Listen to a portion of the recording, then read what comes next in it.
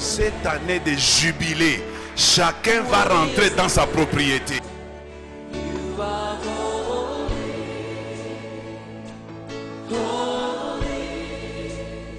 Toi aussi, tu retourneras dans ta maison. Personne ne t'empêchera de retourner dans ta maison. Alléluia. Alléluia. Jéhovah Shammah. Alléluia. Le Dieu présent. Amen. Amen. Même si le monde est secoué, Dieu reste Dieu. Alléluia. Même si le monde est dans le tourment, Dieu reste Dieu. Alléluia. Alléluia. La Bible déclare que 10 000 tomberont à ma droite et 1000 à ma gauche, mais moi, je ne serai jamais atteint. Alléluia. Je ne crains pas la flèche qui vole pendant la nuit. Alléluia. Alléluia. Aujourd'hui, lorsque nous regardons le monde, surtout quand vous suivez les informations, nous tremblons. Certaines personnes se posent la question, est-ce que c'est déjà la fin? Non, ce n'est pas encore la fin. Pourquoi ce n'est pas encore la fin? Parce que l'Église est encore sur la terre. Alléluia. Lorsque vous lisez bien les Écritures, c'est nous qui empêchons que l'Antéchrist commence à agir. Dès que nous partirons,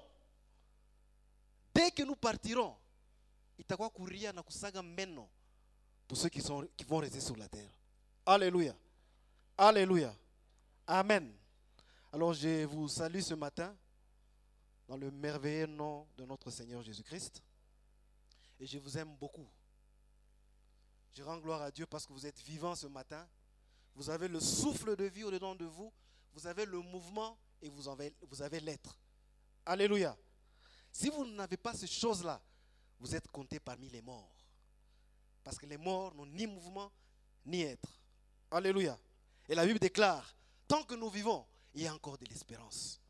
Même si hier tu n'as pas eu, mais parce que tu es encore vivant en ce jour, il y a encore de l'espérance pour toi. Alléluia. Alléluia. Tout s'arrête lorsque le dernier souffle qui est en toi est parti. Alléluia. Mais tant que tu as encore le souffle de vie au-dedans de toi, l'espérance est au rendez-vous. Alléluia. Est-ce qu'on peut acclamer le roi de rois, le Seigneur des seigneurs? Amen. Amen. J'ai dit merci à notre papa de nous avoir alignés en ce jour, le 31 janvier, le dernier jour du mois de janvier dans cette année jubilaire. Alléluia. Alléluia. Alors je ne veux pas déroger à la règle. Je vais aborder dans le même sens. Et Dieu nous fera du bien. Pour ceux qui écrivent, si vous voulez un titre à l'exhortation de ce matin, ou bien au message du matin, écrivez tout simplement l'entrée dans les jubilés. Est-ce qu'on peut augmenter le volume de mon micro? Je n'entends pas ce que je dis. Alors si vous voulez écrire l'entrée dans les jubilés, il y a eu une déclaration solennelle qui a été faite le 1er janvier de cette année, où Dieu a ouvert une autre saison à Bread of Life. Alléluia. Alléluia. Et cette saison, nous l'avons appelée l'année du jubilé. Alléluia. Maintenant, comment on y entre? Comment nous y sommes entrés? Et nous y sommes entrés depuis quand? Voilà les peu de choses que je vais vouloir développer ce matin. Et je crois que Dieu nous aidera. Nous allons aller dans les livres de Luc. Nous sommes dans les livres de Luc au chapitre 4. Nous sommes au verset 16. Avant de lire, je suis construit l'événement de la chose. Après que Jésus soit baptisé par Jean, qu'on appelle le Baptiste, il y a l'Esprit de Dieu qui descend sous forme d'une colombe et il est amené au désert. Et pendant 40 jours, il prie, il est en jeûne et le diable ne le lâche pas. Pendant tout ce temps qu'il est dans le désert, il est tenté de toutes les manières. Il y en a 3 types de tentations que Christ a subies au désert. Et quand il termine, la Bible me dit qu'il est sorti de là revêtu d'une puissance. Il est allé en Galilée. Et puis après la Galilée, maintenant il est à Nazareth. C'est là où nous allons maintenant lire notre passage. Je disais, Luc chapitre 4, nous sommes au verset 16. Il s'est rendu à Nazareth, où il avait été élevé. Et selon sa coutume, donc il s'y rendait d'une manière habituelle. Il entra dans la synagogue, pas n'importe quel jour, le jour du sabbat. Si tu peux dire le jour du sabbat. Il s'éleva pour faire la lecture, comme je le fais ce matin. Et on lui remit le livre du prophète Ésaïe. L'ayant déroulé, il trouva plutôt l'endroit où il est écrit. Comme il a trouvé, ça veut dire qu'il est en train de chercher. Il ne l'a pas trouvé par hasard. Il cherchait cette déclaration que je vais lire après. L'Esprit du Seigneur est sur moi. Pas sur n'importe qui, sur Jésus. Parce qu'il m'a oint. Il n'a pas été oint pour n'importe quoi. Voilà la mission pour laquelle il a été oint. Pour annoncer une bonne nouvelle aux pauvres. Alléluia. Pour annoncer une bonne nouvelle aux pauvres. Il m'a envoyé pour guérir ceux qui ont le cœur brisé. Pour proclamer aux captifs la délivrance. Et aux aveugles le recouvrement de la vue. Pour renvoyer libres les opprimés. Voilà ce qui m'intéresse, c'est la dernière déclaration. Pour publier une année de grâce du Seigneur. Alléluia. Alléluia. Ensuite, qu'est-ce que Jésus fait? Il roule le livre, le remet au serviteur. Et puis il fait quoi? Il s'assoit. Et tout le monde le regarde. Là, maintenant, il fait une grande déclaration. Verset 21. Et puis il commence à leur dire, aujourd'hui, je ne dis pas demain ni hier, aujourd'hui, cette parole de l'écriture plutôt, que vous venez d'entendre est accomplie. Alléluia. Est-ce que tu peux dire à quelqu'un aujourd'hui? Dieu n'agit pas hier. Dieu n'agit pas demain. Dieu agit aujourd'hui. Et il déclare qu'aujourd'hui, cette parole que vous avez entendue vient de s'accomplir. Alléluia. Alléluia. Alléluia. Pas demain, pas hier. Aujourd'hui. Alléluia. Une très grande déclaration. Alléluia. Vous savez, quand dans la vie vous découvrez, c'est que Dieu a déjà réservé pour votre vie change. On ne le découvre pas dans 2 jours. On ne le découvre pas hier. On ne le découvre pas demain. On le découvre aujourd'hui. Alléluia. Dieu, quand il nous a envoyés sur la terre, il ne nous a pas envoyés par accident ni par hasard. Dieu a envoyé chacun d'entre nous avec une mission. Maintenant, le problème, c'est de découvrir quelle est ta mission. Alléluia. Jésus commence à dire, aujourd'hui, cette parole de l'écriture vient de s'accomplir. Il connaît très bien sa mission. Il connaît pourquoi il est venu sur la terre. Alléluia. Alléluia. Alléluia. Aujourd'hui, cette parole de l'écriture que vous venez d'entendre vient de s'accomplir. Vous savez, quand on déclare qu'une année est une année de jubilé, ça commence aujourd'hui. Ça ne commence pas demain, ça commence aujourd'hui. Alléluia. Tout dépend de la manière dont tu saisis cette révélation. Parce qu'avec Dieu, tout est dans la déclaration et la révélation. Quand tu saisis la déclaration et la révélation de Dieu pour toi, le miracle s'ouvre. Alléluia. Alléluia. Le problème, c'est de découvrir qu'est-ce que Dieu dit de toi. Quel est le réma de ta vie. Alléluia. Christ n'a pas ouvert n'importe où. Il est dans Ésaïe 61. Alléluia. Et il n'a pas lu tout Ésaïe. Une partie tout simplement. Parce que la première mission, c'est annoncer une année de grâce du Seigneur. Une une année de grâce du Seigneur. Il viendra après. Et quand il viendra, c'est la deuxième partie de la mission qui lui est assignée, qui viendra accomplir. Là, ce n'est pas une année, mais c'est un jour de vengeance du Seigneur. Alléluia. Alors nous sommes dans cette année de grâce que Christ a inaugurée. Alléluia. Alléluia. Alléluia. Alléluia. Donc je disais, l'une des choses importantes et puissantes dans la vie, c'est de connaître sa position, son identité.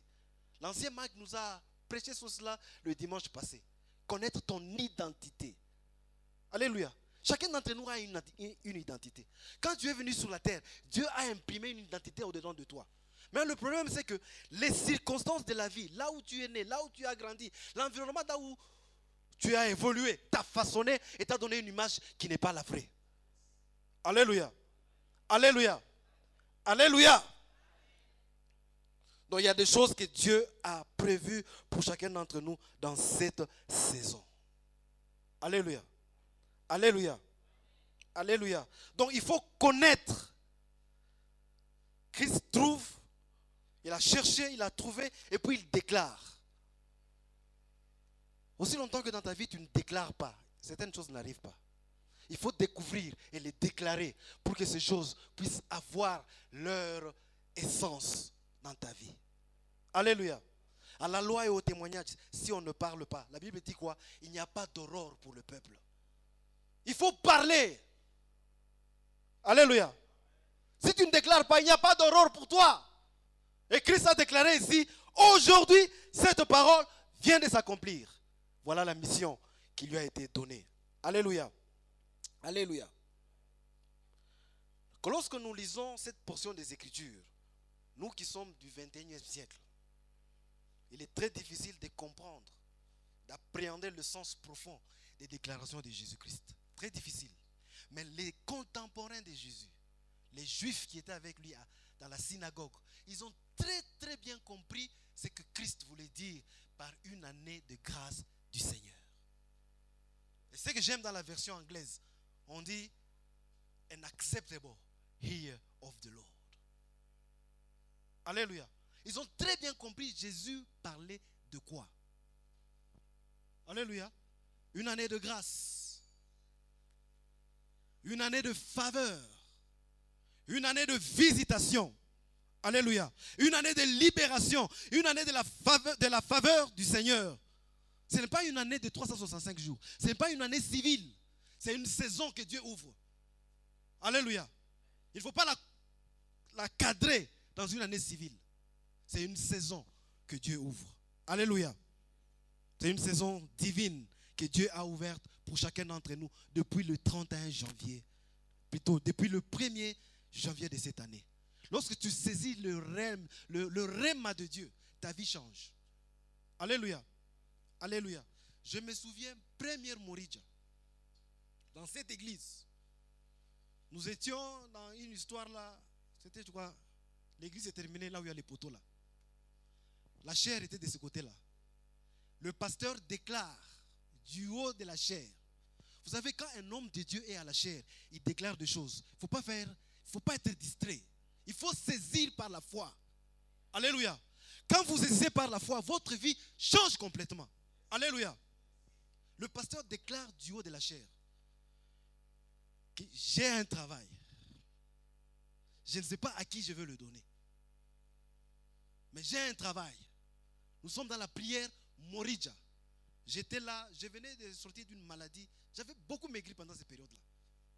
Et j'étais dans cette prière-là, je déclare, ce travail est le mien. Et depuis 2004, Dieu me fait la grâce. Depuis 2004, je n'ai jamais oublié. Au mois de juillet, je suis parti à Dikoulouche. Et depuis cette année-là, vous savez, quand Dieu a ouvert, il a ouvert. Même si une porte se ferme à gauche, une autre s'ouvre à droite. Alléluia. À Dikoulouche, 2 ans après, on me met à la porte. Je n'ai pas traîné, je trouve un travail au niveau de Safricas. Safricas, une année après, je suis parti de là. Je trouve un autre travail à Tenk. Et je viens voir notre papa. Il me dit, cette fois-ci, il a prié pour moi avant que je ne parte. Avant que je ne parte faire l'examen, l'interview. Il a prié pour moi, il a dit, cette fois-ci, tu vas garder ce travail pendant longtemps. Et ça fait 10 ans que je suis à TFM. Vous savez, à TFM, quand tu te réveilles le matin et que le soir tu rentres chez toi, tu glorifies le Seigneur. Parce qu'il y a 15 règles de tolérance zéro. Imaginez-vous, 15 règles de tolérance zéro. Lorsque tu violes cette règle-là, c'est comme ce que Christ a déclaré, lorsque tu as désobéi à une loi, tu as désobéi à toute la loi. Une règle seulement, tu désobéis. Frère Douglas, il est là. Minaland. Il est quoi TFM? Quand il est c'est moi, on a l'anda parlé. Tu désobéis à une règle seulement. Ou licenciement sans préavis. Limitaye ma règle.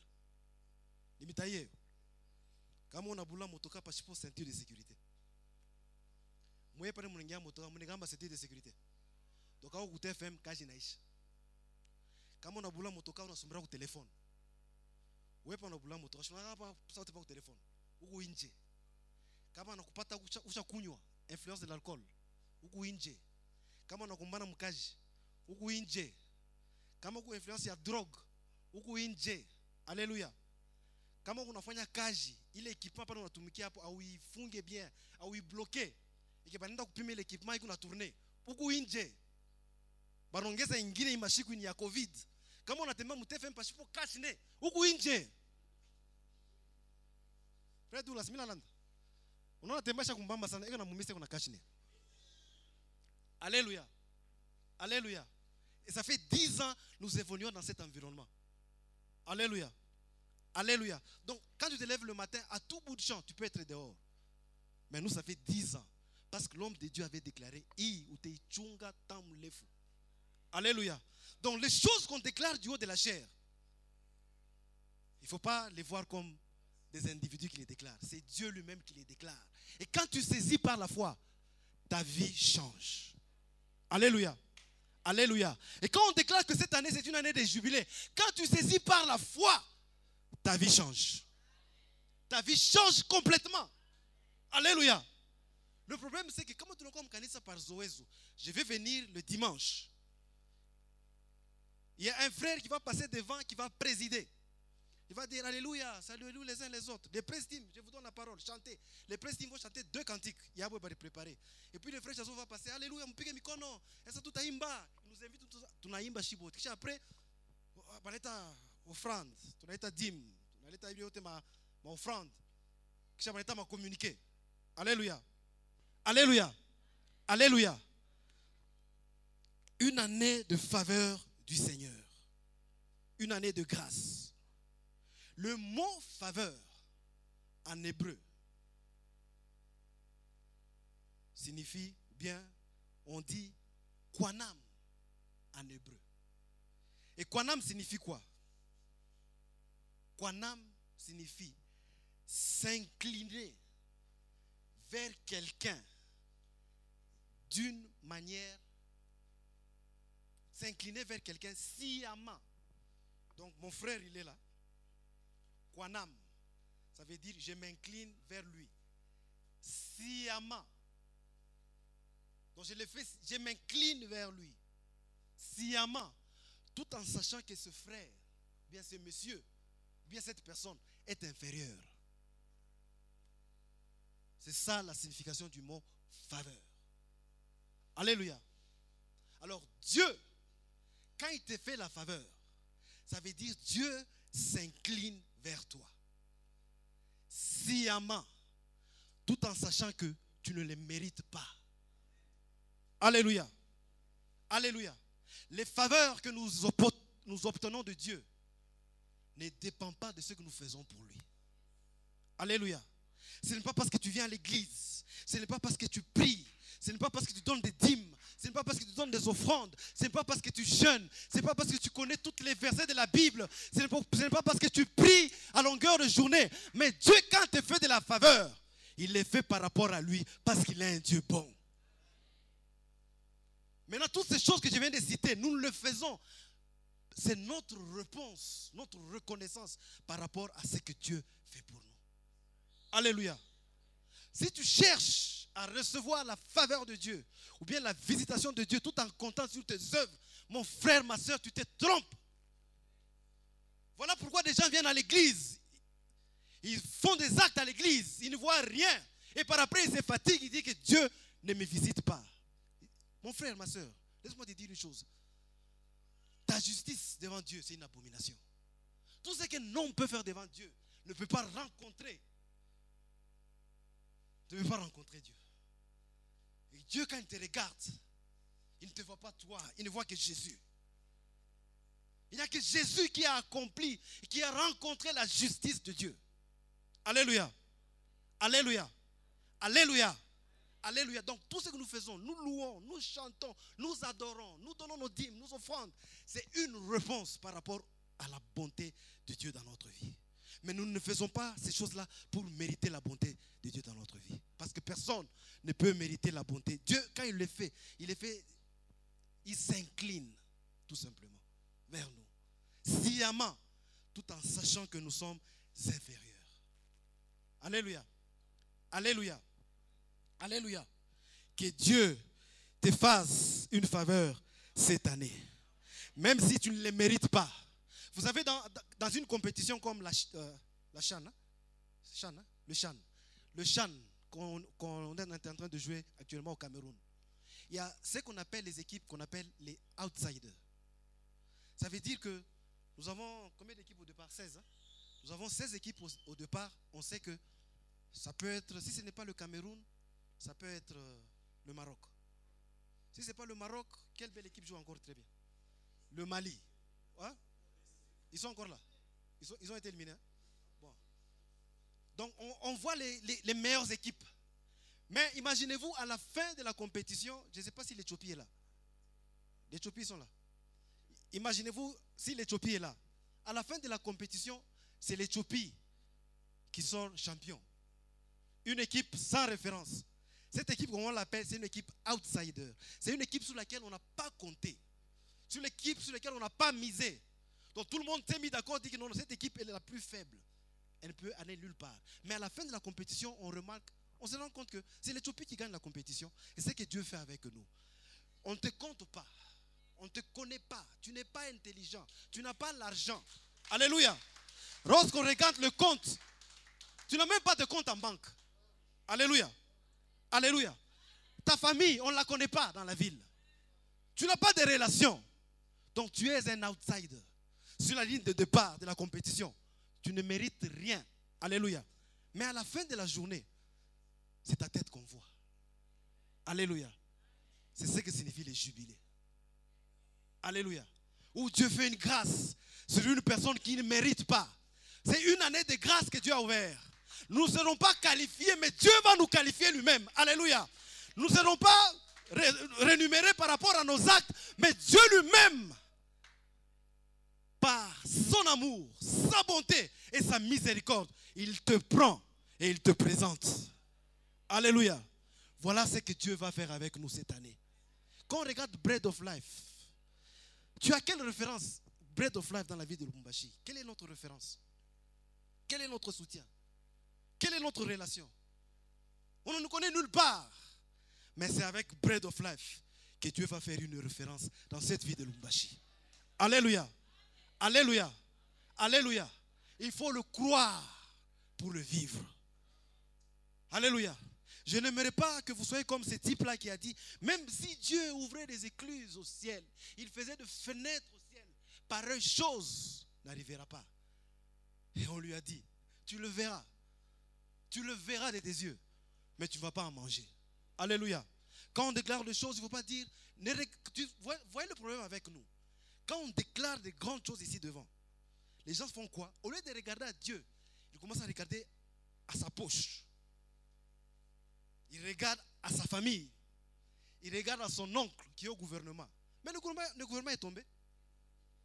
Maintenant, ton oncle là qui est au gouvernement, il va t'aider comment? Dieu va même permettre qu'il soit chassé du gouvernement. Alléluia. Pour que tout espoir que tu mets dans un homme puisse faillir. Et que tu saches, l'espoir et l'espérance ne peuvent venir que de Dieu et de Dieu seul. Alléluia. Alléluia. Alléluia. Alléluia.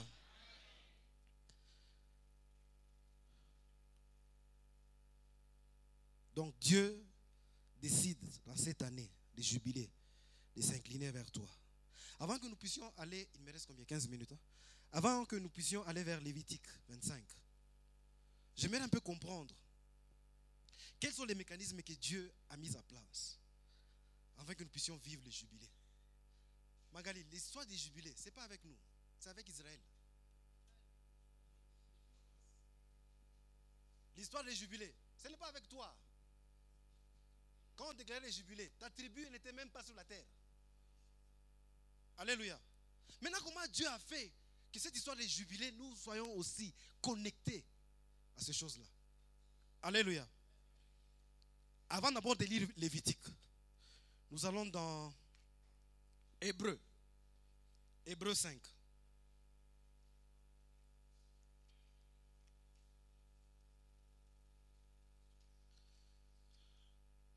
Nous sommes dans le livre d'Hébreux 5.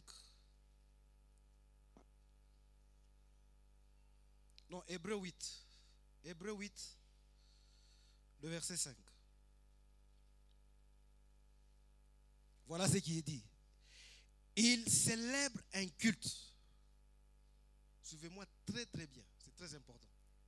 Il célèbre un culte, image et ombre de choses célestes. Comme Moïse en fut divinement averti lorsqu'il allait construire le tabernacle.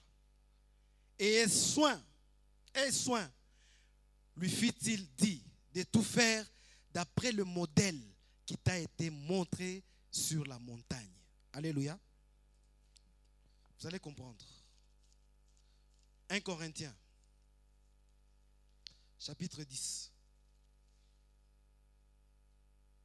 le verset 11. 1 Corinthiens 10, 11. Ces choses qui leur sont arrivées pour servir d'exemple, et elles ont été écrites pour notre instruction à nous qui sommes parvenus à la fin des siècles. Vous avez saisi? Et puis nous rentrons dans Hébreux, je vais me la développer, Hébreux 10, le verset 1. En effet, la loi qui possède une nombre de biens à venir et non l'exacte représentation des choses ne peut jamais par le même sacrifice qu'on offre perpétuellement chaque année amener les assistants à la perfection. Dieu demande à Moïse de construire le tabernacle selon le modèle qu'il a vu au ciel. Selon le modèle qui lui a été montré à la montagne. Alléluia. Plus de 3 fois Dieu reprend. Construit selon le modèle que tu as vu. Alléluia. Ça veut dire les prêtres et les sacrificateurs de l'ancienne alliance ont servi le Seigneur dans un temple qui n'était que le modèle de choses à venir. Alléluia. Alléluia. Alléluia. Ils ont servi le Seigneur. Tout ce qu'ils ont fait, c'était dans un modèle, dans une copie de choses à venir. Alléluia. Or, la Bible me dit, quand nous avons lu au niveau de Hébreux 5, on dit c'est l'ombre de choses à venir. Alléluia. Suivez-moi très bien, suivez-moi très bien. C'est l'ombre de choses à venir. Je suis ici, où est mon ombre? Bon, je suis devant ici. Vous voyez cette lumière? Elle reflète mon ombre sur le sol. Alléluia. L'ombre, quand tu regardes l'ombre, cela veut dire qu'il y a quelque chose qui est là.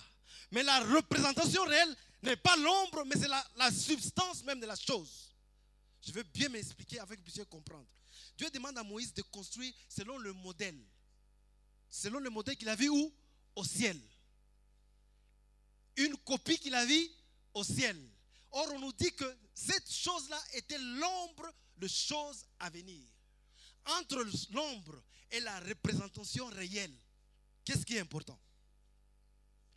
La représentation réelle. Christ, quand il est venu, il est notre tabernacle selon le modèle céleste. Christ n'est plus l'ombre, mais Christ est la représentation, la substance même que Moïse avait vue au ciel. Alléluia. Donc quand il servait dans le tabernacle, quand il servait dans le temple, il servait la copie. Mais l'original, c'est Christ lui-même quand il est venu. Alléluia. C'est Christ lui-même quand il s'est présenté. Alléluia. Maintenant, lorsque nous rentrons dans Lévitique 25, au chapitre 8, on dit que ces choses ont été écrites pour notre instruction. Ces choses n'est pas la représentation réelle, mais elle est l'ombre de choses à venir. Alléluia. Vous êtes avec moi, vous me suivez. La Bible déclare, tu compteras 7 sabbats. Alléluia. D'année, 7 fois 7 années. Le jour des 7 sabbats d'année feront 49 ans. Alléluia. Alléluia. Après chaque 7 ans, en Israël, l'année qui venait après la 7e année, on appelait cette année année sabbatique ou bien année du sabbat, année du repos. Alléluia. Et cette année du repos, on ne cultivait pas. On n'allait pas vendager les vignes dans les vignobles. On laissait la terre se reposer. Le sabbat veut dire repos. Et cette année, la terre produisait elle-même. C'était une préfiguration où Dieu voulait montrer à son peuple que je vous fais des bonnes choses, non pas à cause de votre travail, mais à cause de ma bonté. Alléluia. Lorsque Dieu veut agir dans ta vie, ce n'est pas à cause de choses que tu fais, mais c'est à cause de sa bonté tout simplement. Lorsque Dieu veut répandre ta faveur sur ta vie, c'est à cause uniquement de sa bonté. Et il voulait instruire, montrer à son peuple que sa bonté allait au-delà du travail que le peuple faisait. Première cette année, année sabbatique. 7 fois 7 ans, la 49e année, c'était déjà dans le repos. 49 ans, 7 fois, 7 fois. 49e année, repos. Donc, c'est-à-dire, quand ils entraient dans leur 50e année, ils n'entraient pas dans les jubilés en travaillant, Magali. Ils entraient dans les jubilés en repos. Alléluia. Pour te dire que cette année, lorsque Dieu veut te faire du bien, tu ne vas pas entrer dans les jubilés en travaillant, mais tu ne vas pas avoir les choses par tes efforts, tu ne vas pas avoir les choses parce que tu te bats à gauche et à droite, mais tu vas avoir les choses parce que tu es dans le repos de Dieu.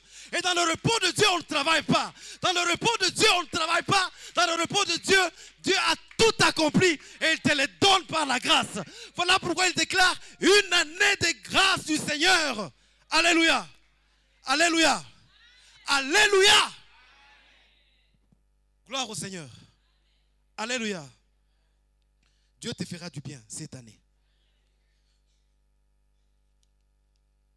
À la création, si on se pose la question, Dieu s'est reposé quand? Vous lisez très bien, c'est le 7e jour. Mais moi je vous dis c'est le 6e jour. Parce qu'il a terminé ses œuvres le 6e jour. Donc son repos commence le 6e jour. Et le 7e jour, il est directement dans le repos. Alléluia. Alléluia.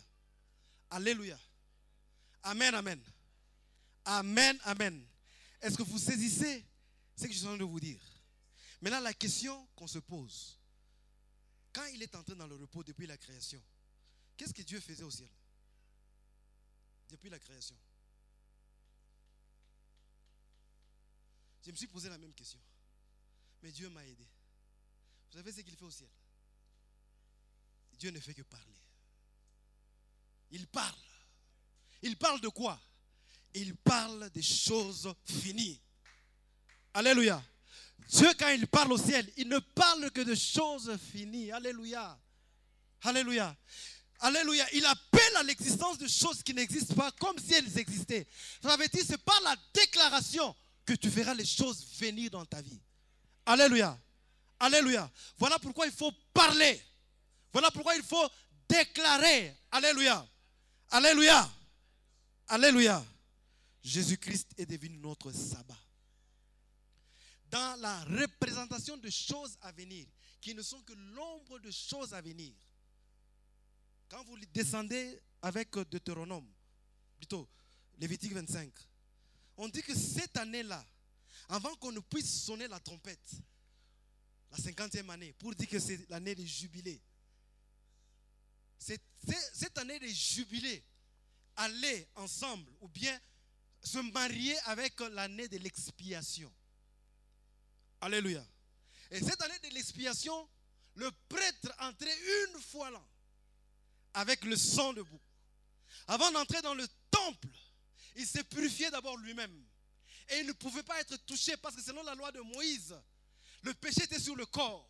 Alléluia. Voilà pourquoi il entrait dans le temple avec le sang du peuple. Et quand la gloire Shekinah de Dieu descendait sur le temple et qu'on avait accepté le sacrifice, c'est-à-dire que le prêtre sortait vivant, on pouvait maintenant sonner la trompette pour dire que l'année du jubilé a commencé.